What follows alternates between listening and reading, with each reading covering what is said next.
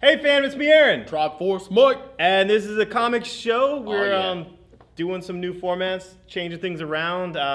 We have a lot of great books this week. Exciting. And Scarlet Spider, biggest book of the week. It's by Chris Youst. And this is the dude that did XForce, who brought XForce back. And where XForce was a darker, edgier X-Men, Scarlet Spider is a darker and edgier Spider-Man. Is it Ben Reilly? No, he's a puddle. But it's the Kane guy. And, you know, Kane is dark and edgy, and it's like all the power, none of the responsibility. And also he moved to Houston. I don't know why that is, but it's extra size. It's $4, and it is hardcore violent. And if you are local with us, check out our newsletter. If you're not part of our newsletter, sign up for it on our .com or on our Facebook, and you'll get a passcode to get $1 off of it, which we're going to do on some of these $4 Marvel books. And the passcode this week's a little homoerotic, but I want you to want me.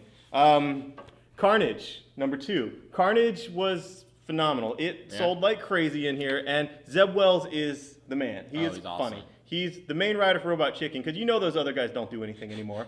Once you get that famous, like Seth Green, what's he writing? Like whatever. It's Zeb Wells, and he's hilarious on Avenging Spider-Man. He did a great job with the first Carnage mini, and he managed not to piss off Clayton Crane too much. I know he pissed him off a lot, but not too much that he came back for this. And this is it's a good thing too, because Crane is the artist for Carnage. I mean, his kind of computer generated stuff and all that crazy symbiote stuff. You have all the Avengers Carnaged out, and it's insane. This is Carnage USA. He's making deals with the government. He's doing this and that, and he's basically taking over a town, and he won't leave that town until people do what he says. I don't know where he's going to go when he leaves the town, but maybe LA, maybe, I don't know. So anyway, that Carnage book is basically selling itself. I don't know. And with covers like this, I mean, come on. Awesome. Wolverine the X-Men number 4 is out. It's a single issue story. It's Jason Aaron. I'm loving Jason Aaron. I'm loving his return of that feel of the school, and just the young kids. What I think was missing with a lot of the young kids' books in the X-Men, like New Mutants and whatnot, was I want to see them at the school. Like the original X-Men were young at the school, and that's cool. That's cool drama. Maybe it's a little CW, but someone's pregnant. Someone's totally evil, and there's some new students. And if you're reading X-Force, you know exactly who they are, and it's freaking awesome. I mean, it's I don't know. Give it a shot. Wow. And Jason Aaron, this is Jason Aaron's week. You got that. You have the monumental Wolverine 300. It does not have backup stuff. It's all Jason Aaron. And, it has some free pages of a teaser of Jeff Loeb and Bianchi's Sabretooth thing. But it's a new Silver Samurai. And that new Silver Samurai is just like what Jason Aaron does is he just makes things so ridiculously hardcore. I mean, this guy has nuclear nunchucks that gives you, like, Cancer Dragon. I mean, he hits you with that and you get cancer. I mean, come on. What's better than that? That's totally Japanese. So, anyway, it's awesome. And there's a new daughter in the picture for Wolverine that isn't a clone. This is like the anti-clone week. But Wolverine has a new Tokyo daughter, and it's awesome. And Sabretooth is back. I don't know, whatever. That's cool. And Hulk.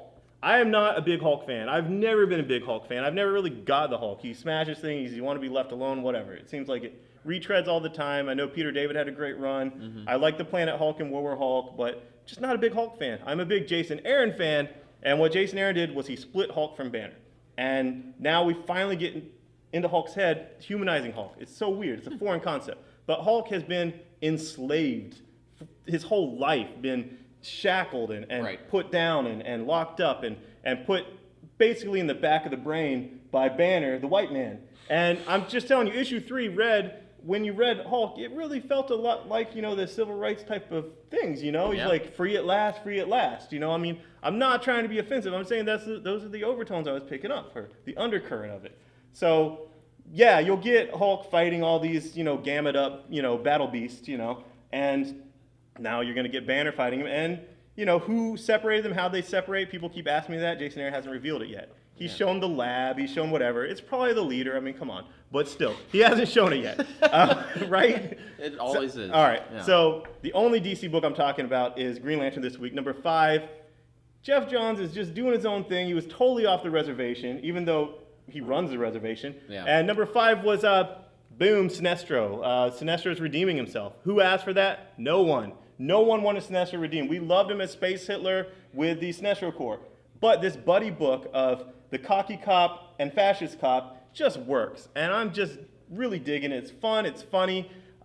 Personal note though, I'd like Sinestro to come right to the cusp of redemption and just not be the bigger man and just go back to being a total fascist jerk. Yeah. But I'm digging it. Sacrifice. Issue 2's out right on time. Issue 1, phenomenal. This book is by Sam Humphries, who did that book about sex with dogs. That's irrelevant. I don't know why I brought it up. But anyway, this is self-published because he wants to, because he knows going around the whole diamond distributor method gets buzz, gets noticed, gets people hand-selling his book. Yeah. I had to order 50 copies of all 6 issues pre-ordered to be able to sell it at all. Wow. I mean, I could have done 25 copies, but go big or go home. Right. But why should he put it through Diamond and sell 2 copies to 100 stores when he could sell 50 copies to 100 stores, and they have to sell those copies or they're out of money? Yeah, that's awesome. And it does seriously help that this book is freaking solid. The art's great, the coloring is great, it's on time, it's a solid concept, it's a great pitch. It's a Hispanic kid that, he's goth, he's suicidal, it's kind of redundant, he has epilepsy, and when he has the seizures, he gets thrown back in time into the Aztec era, and he's surprisingly, okay with it because he's a Joy Division fan. He's part of a death cult Right. already. He loves the bloodletting, he loves all that death. Awesome. And you want more information, or if you want to be able to buy it and you're not at a comic shop, go to aztecsforever.com because Sam Humphries is a brilliant marketer. That's awesome. Last of the greats, number 4, how's he going to outdo having sex with Oprah? He does, so it's cool. Invincible Volume 14, I love this book. This book my God. reinvents itself. Yes, it was this huge crescendo space war. Why are they continuing? What are they going to do now? And what they're doing is he's becoming his own man. He's questioning everything. Like, why does he just go to violence, just punch people, incarcerate people, kill people, whatever? Right. Why doesn't he just try to work at a win-win? Why doesn't he just seek first to understand and then be understood, to be proactive, to begin with the end in mind? I think what basically Mark Grayson did was he read Stephen Covey's 7 Habits of Highly Effective People, and Robert Kirkman probably did that. That's probably why Robert Kirkman was on time then. He read 7 Habits of Highly Effective People, and now we got this in Invincible, and it's a ton of fun.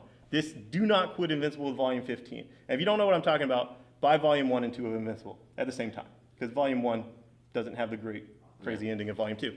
And finally, Unwritten 5 is out. If you're not on the Unwritten bandwagon and you're a Fables fan, you really need to try Unwritten. It does for literary characters what Fables does for, the fantasy fairy tale characters.